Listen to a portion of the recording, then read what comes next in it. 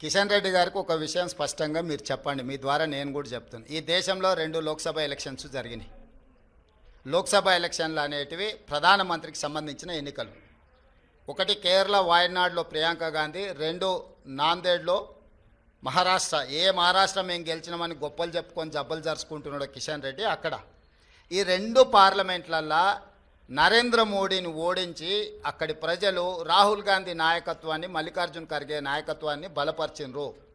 మహారాష్ట్రలో రాష్ట్ర ప్రభుత్వానికి సంబంధించిన ఓటు మహాయుతికి వేసిండ్రు, కేంద్ర ప్రభుత్వానికి సంబంధించిన ఓటు రాహుల్ గాంధీకి వేసారు. అన్ని అసెంబ్లీలు ఓడిపోయినా నాందేడ్ పార్లమెంట్లో రవీంద్ర చౌహాన్ కాంగ్రెస్ పార్టీ గెలిచింది.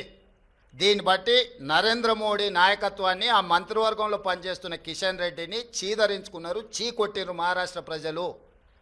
కేరళలో రాహుల్ గాంధీ గారికి వచ్చిన మెజారిటీ కంటే ప్రియాంక గాంధీ గారికి ఎక్కువ మెజారిటీ వచ్చింది. ఓటింగ్ పర్సంటేజ్ రాహుల్ గాంధీ గారు పోటీ చేసినప్పుడు 75%, ప్రియాంక గాంధీ గారు పోటీ చేసినప్పుడు 65%.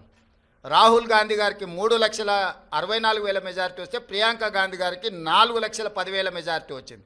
అంటే మోడీ నాయకత్వాన్ని కేరళ తిరస్కరించడమే కాకుండా మహారాష్ట్రలో అద్భుతమైన విజయం సాధించినని గొప్పలు చెప్పుకుంటున్న బీజేపీని పార్లమెంటులో, నాందేడ్ పార్లమెంట్లో ఎక్కడైతే ఉత్తమ్ కుమార్ రెడ్డి గారు ఇన్ఛార్జిగా వ్యవహరించారో ఆ సీటు కాంగ్రెస్ పార్టీ గెలిచింది.